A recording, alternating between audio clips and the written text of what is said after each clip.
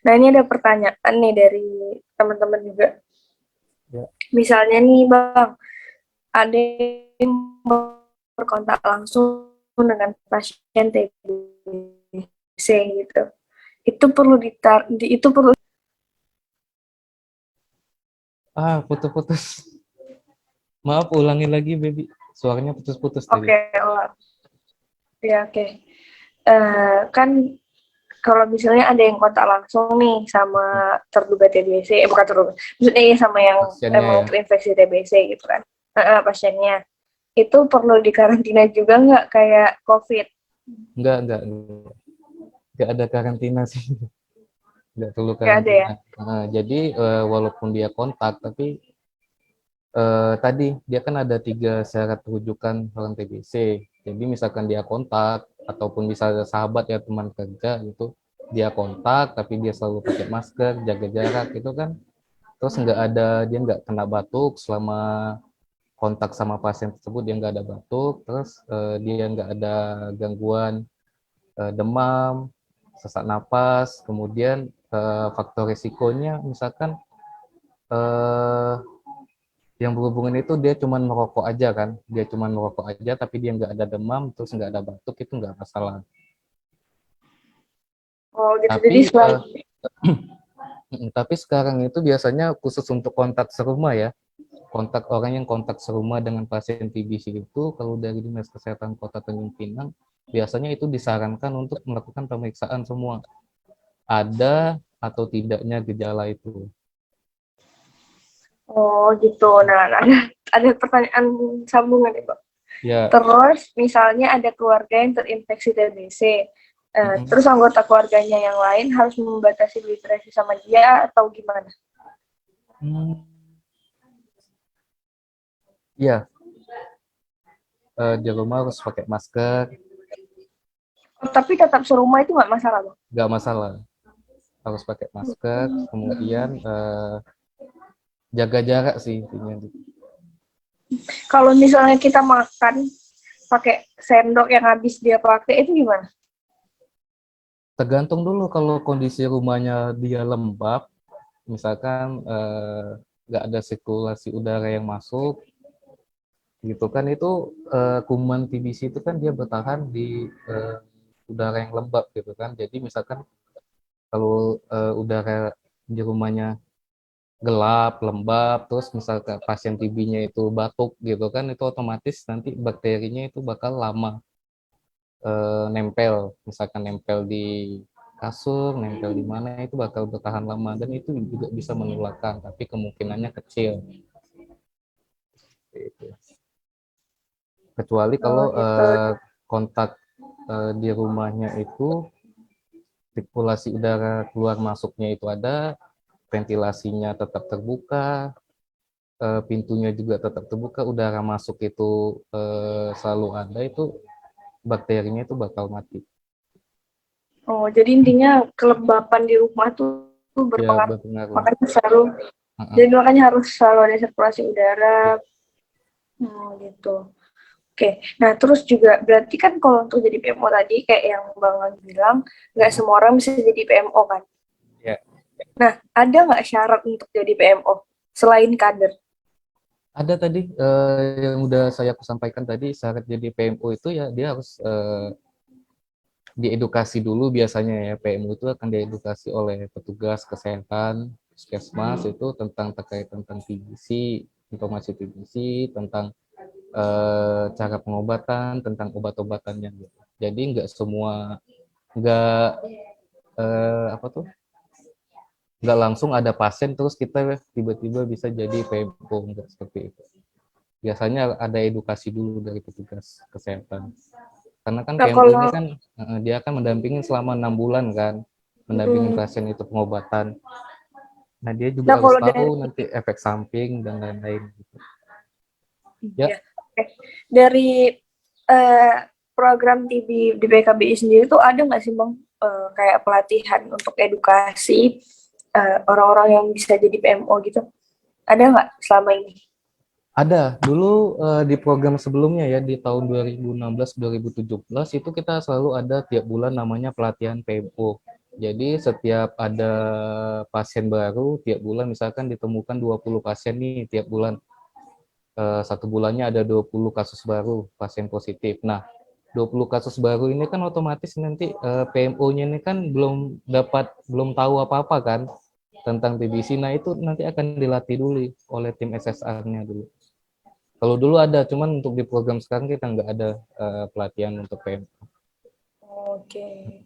Nah, terus ada juga yang nanya nih, ada nggak cara mengedukasi masyarakat biar pasien TB ini nggak jadi diskriminasi di masyarakat? Karena mungkin kan kayak stigmanya kalau udah TBC itu udah parah banget kan Bang. Terus ya emang gampang sih nularnya dari udara gitu. Nah kan jadi diskriminasi. Dan teman-teman TBC sendiri ada nggak cara mengedukasi masyarakat untuk biar nggak Eh, mendiskriminasi? Biasanya kalau dari kader itu kan khususnya untuk program sekarang kan mereka selalu ada kegiatan namanya penyuluhan tuh di masyarakat. Nah, di kegiatan penyuluhan itu biasanya selain informasi tentang TBC itu nanti akan dijelaskan juga terkait stigma dan diskriminasi gitu oleh kadernya, bisa oleh kader dan juga oleh petugas puskesmas. Tapi karena nggak semua kali ya, nggak semua masyarakat ini dapat informasi itu, jadi masih banyak lah stigma dan diskriminasi.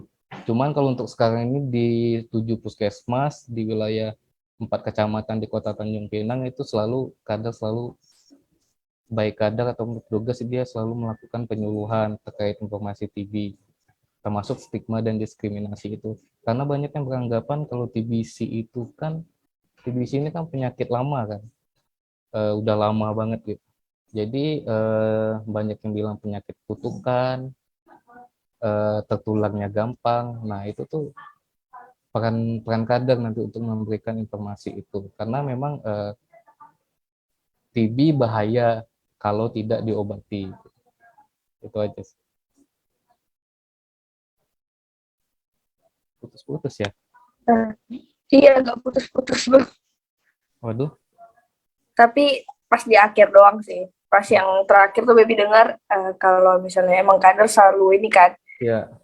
tentang diskriminasi dan ini gitu. Karena juga penyakit ketukan karena emang iya sih TB ini kan penyakit lama sih, juga ada di tetangga Baby dulu dia pasien TB dan emang kayak langsung jadi dia punya, alhamdulillah dia punya 2 rumah gitu kan. Dia tuh udah usia mungkin udah 50 ke atas lah Bang, laki-laki gitu kan. Jadi dia ini gara-gara punya cucu, jadi dia langsung diasingkan ke rumah satu lagi gitu karena takut untuk jadi ini Takut jadi menularkan gitu ya. takut menularkan cucunya dan keluarga di rumah itu kan. Terus juga ya sempat beberapa kali putus obat. Jadi akhirnya kayak lama gitu masa penyembuhan karena ada gejala juga kali ya Bang. Ya, biasanya kalau yang Baby bilang tadi kalau putus obat itu tuh berisiko.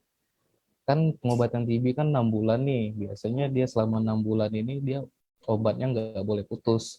Dan jika nanti ada pasien gitu sebulan 2 bulan dia merasa dirinya baik-baik saja gitu kan, udah nggak ada batuk lagi, udah merasa dirinya sembuh, terus dia nggak mau minum obat lagi. Nah itu yang lebih berisiko, Jadi itu nanti TB-nya bukan TB sensitif obat lagi, bisa jadi TB resisten obat. Jadi dia obat-obatan Kebal TB ya Bang. biasa itu udah nggak mempan lagi terhadap tubuhnya. Dan itu cara pengobatannya juga lebih lama dan lebih lebih gimana ya? Lebih sulit lah. Kadang ada sampai disuntik kayak gitu. Nah, kalau untuk ini nih Bang, kalau misalnya kayak kalau HIV itu kan, kalau cek HIV di puskesmas itu kan gratis, Mm-mm. nggak ada bayaran. Nah, kalau untuk TB sendiri itu gimana? Kalau Gratis untuk TB juga atau gratis ada juga, bayaran? gratis. Oh, nah Jadi terus kalau kalau kader itu menemukan kontak yang memenuhi syarat rujukan ya, yang dia ada batuk, itu nanti akan dibawakan sputum atau pot dahak.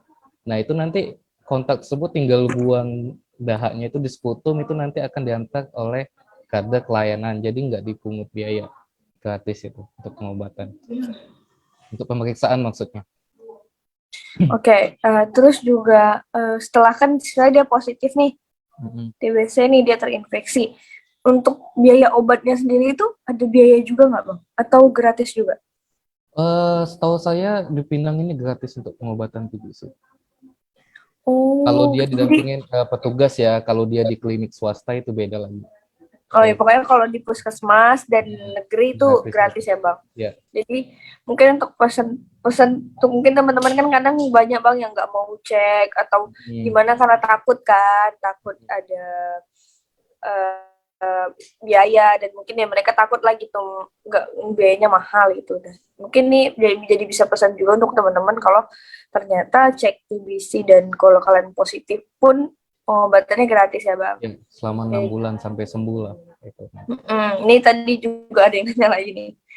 Berarti kalau misalnya orang tinggal sendiri di sini kayak ngerantau gitu bang, nggak ada anggota.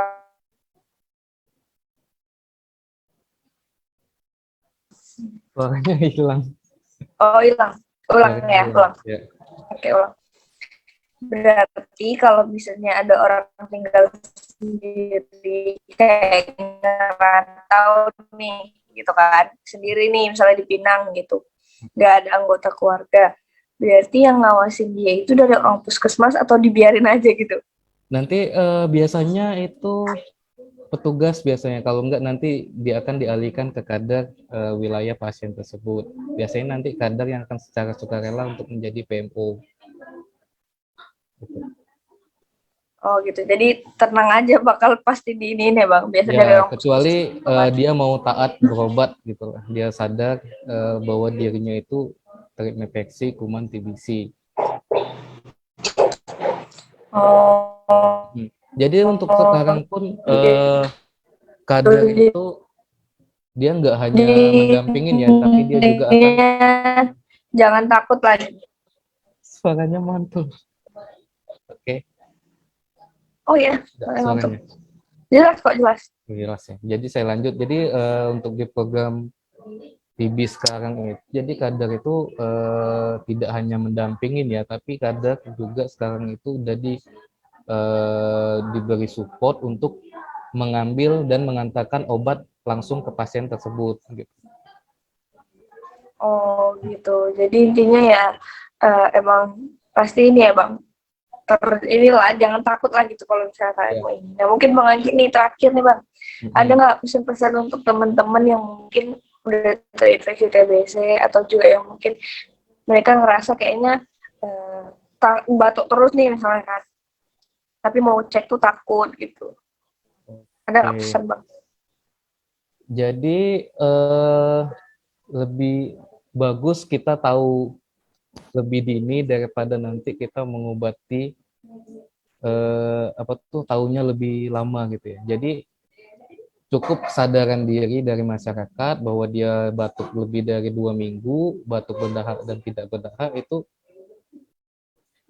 harus sadar diri lah bahwa ini juga untuk kesehatan tubuh kita kan, untuk kesehatan orang lain. Nanti misalkan kalau kita biarin aja batuk 2 minggu sampai 1 bulan, 2 bulan, terus kita kontak sama orang lain gitu kan, orang lain kan bisa tertular kan dari apa tuh droplet kuman TBC itu pada saat kita kontak dengan orang lain.